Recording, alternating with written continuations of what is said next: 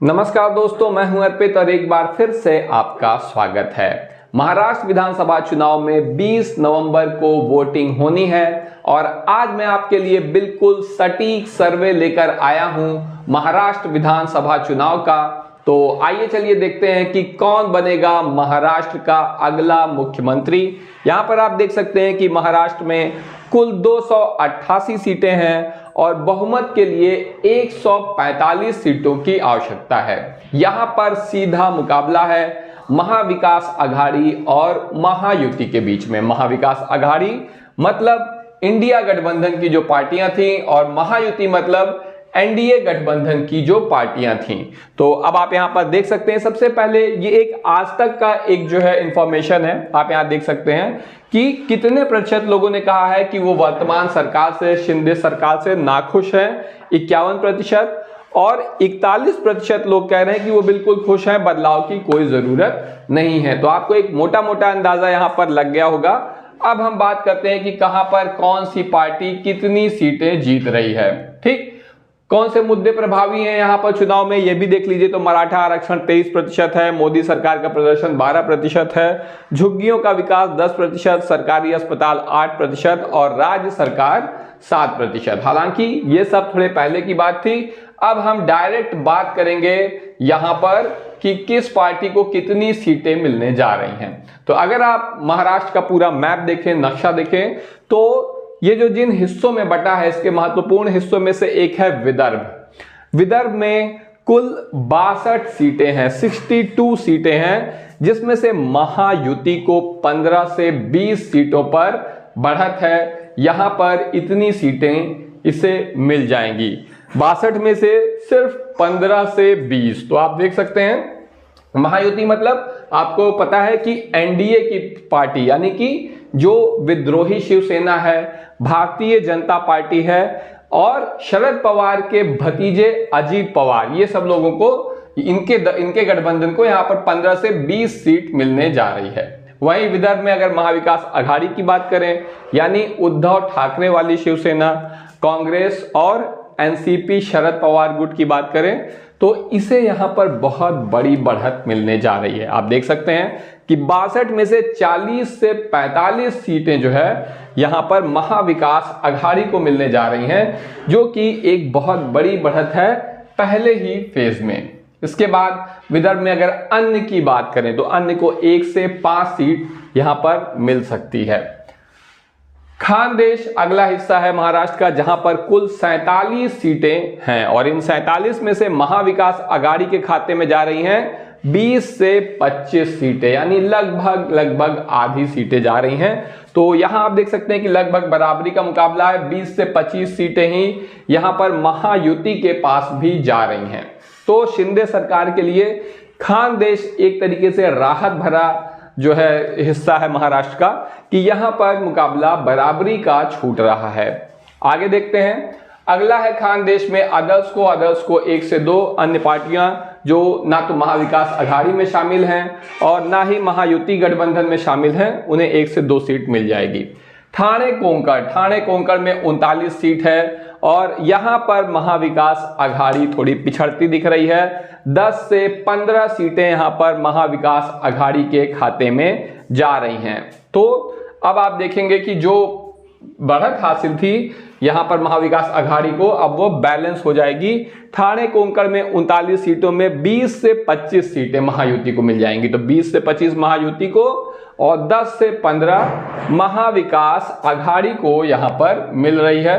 अन्य की बात करें तो 1 से 5 सीट यहां पर मिल सकती है अदर्स को। हालांकि 1-2 ही मिलेगी, वो भी मिल जाए तो बड़ी बात है, क्योंकि इस समय जो चुनाव हो रहे हैं ना, वो बिल्कुल 2 ध्रुवीय हैं कि या तो आप इंडिया गठबंधन की ओर हैं या फिर आप एनडीए गठबंधन की ओर हैं। ऐसे में जो ऐसे दल हैं जो किसी भी गठबंधन में शामिल नहीं हैं, उनकी हालत काफी खराब है। आप उत्तर प्रदेश में बसपा जैसे बड़े राजनीतिक दल की बुरी दशा से अंदाजा लगा सकते हैं कि इस वक्त एनडीए और इंडिया दोनों से दूर रहने वाली पार्टियों के लिए मुश्किलें कितनी अधिक हैं। अब बात करें मुंबई की। मुंबई भारत की आर्थिक राजधानी है, बहुत ही महत्वपूर्ण जगह है भारत की। यहां पर कुल 36 सीटें हैं। जिसमें से महाविकास आघाड़ी को 20 से 25 सीट मिलने जा रही है। शिवसेना का गढ़ है ये, उद्धव ठाकरे यहां पर उम्मीद करेंगे कि वो अच्छा प्रदर्शन करें। तो 36 में से एमवीए को 20 से 25 सीटें मिलने जा रही हैं, तो ये बहुत ही अच्छा प्रदर्शन है। और एक बार फिर से मुंबई में महायुति पिछड़ गई है, तो जो बढ़त इन्होंने पिछली बार कवर कर ली थी, एक बार फिर से यहां पर महायुति पिछड़ गई है। इसे 10 से 15 सीटें मिल रही हैं मुंबई में, जबकि महाविकास आघाड़ी को 20 से 25 सीट मुंबई में मिलने जा रही है। अन्य को 0 से 1 सीट मिल सकती है। आगे देखते हैं पश्चिमी महाराष्ट्र। महाराष्ट्र का पश्चिमी हिस्सा यानी समुद्र तट अरब सागर की तरफ का हिस्सा, और यहां पर एमवीए को 58 में से 30 से 35 सीटें मिलने जा रही हैं। 58 में से 30 से 35 सीटें मिलने जा रही हैं, यानी आधी से अधिक सीटें मिलने जा रही हैं। और यहां पर एक बार फिर से एमवीए के बाद एमवीए को 30 से 35 और महायुति को 20 से 25 सीटें मिलने की यहां पर संभावना है। तो आप देख सकते हैं कि महाविकास आघाड़ी को यहां पर थोड़ी बढ़त हासिल है। पश्चिमी महाराष्ट्र में अन्य राजनीतिक दल जो किसी भी गठबंधन में शामिल नहीं है, उन्हें 1 से 5 सीट मिल सकती है। मराठवाड़ा में कुल 46 सीटें हैं।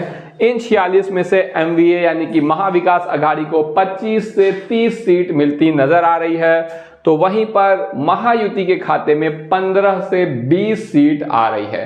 तो अब हम यहां पर देख सकते हैं कि एक ऐसी स्टेज पर पहुंच चुके हैं जहां पर महायुति के लिए यानी कि एनडीए गठबंधन की जो पार्टी है, भाजपा का जो गठबंधन है, उसके लिए अपनी सरकार को बचाना स्पष्ट रूप से मुश्किल होता चला जा रहा है। तो यहां पर मराठवाड़ा में 46 में से 15 से 20 सीट महायुति को मिल रही है और 25 से 30 सीट महाराष्ट्र और मराठवाड़ा में मिल रही है यहां पर एमवीए को यानी महाविकास आघाड़ी को। अन्य के खातों में 0 से 2 सीट जा रही है। महाविकास आघाड़ी को अगर कुल मिलाकर देखा जाए, टोटल देखा जाए, तो 150 से 175 सीट तक यहां पर महाविकास आघाड़ी को मिलने जा रही है, जो कि बहुत ही अच्छी खबर है राहुल गांधी के लिए, बहुत अच्छी खबर है उद्धव ठाकरे के लिए, जिनकी पूरी पार्टी तोड़ डाली है भारतीय जनता पार्टी ने। एक नाथ शिंदे इनकी पार्टी को तोड़कर चले गए हैं, पार्टी का नाम निशान सब छूट गया है। उसी तरह अजीत पवार जो कि शरद पवार के भतीजे हैं, उन्होंने भी इनकी पार्टी तोड़ दी है। हालांकि उनको एक नाथ शिंदे जैसी सफलता नहीं मिली, लेकिन फिर भी एनसीपी को तोड़ा उन्होंने। ऐसे में तो निश्चित रूप से बहुत राहत भरी खबर यहां पर होगी महाविकास आघाड़ी के लिए। महायुति 105 से 135 सीटों पर सिमटती नजर आ रही है, जो कि एक बड़ी चुनौती है यहां पर भारतीय जनता पार्टी और उसके सहयोगी दलों के लिए। इस पूरे सर्वे की अगर खास बातों पर ध्यान दें तो सर्वे में सामने आया है कि एमवीए को जबरदस्त फायदा होने जा रहा है, और इस सर्वे के अनुसार महाराष्ट्र विधानसभा चुनाव में 157 सीटें मिल सकती हैं महाराष्ट्र विकास आघाड़ी यानी एमवीए को। इसमें कांग्रेस को, अगर अलग अलग दलों की बात करें तो कांग्रेस को 68, एनसीपी को 44 और शिवसेना, उद्धव ठाकरे वाली शिवसेना को 41 सीट मिलने वाली है। समाजवादी पार्टी को 1 सीट, पिछली बार सपा की 2 सीट थी, इस बार 1 सीट कम होने जा रही है, ऐसा इस सर्वे में बताया जा रहा है। तो 1 सीट, और सीपीआईएम को भी 1 सीट यहां पर मिलेगी। पीडब्ल्यूपी को 2 सीटें मिल सकती हैं।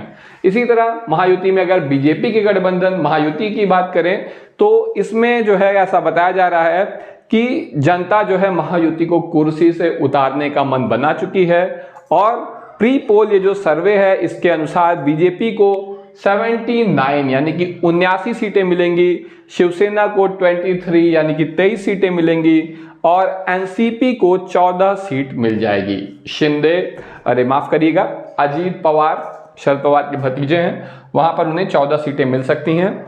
आरवाईएसपी को 1 सीट और अन्य को 14 सीट मिल सकती है। अब हम बात कर लेते हैं थोड़ा सा समाजवादी पार्टी और एआईएमआईएम के बारे में। तो इन दोनों को ही नुकसान होता बताया जा रहा है इस सर्वे में। आप देखिए, समाजवादी पार्टी ने महाराष्ट्र विधानसभा में 9 उम्मीदवारों का नामांकन करवाए हैं, और एमवीए की यानी महाविकास आघाड़ी की टेंशन बढ़ा दी है, क्योंकि ये जितना भी वोट पाएंगे एमवीए का वोट काटेंगे।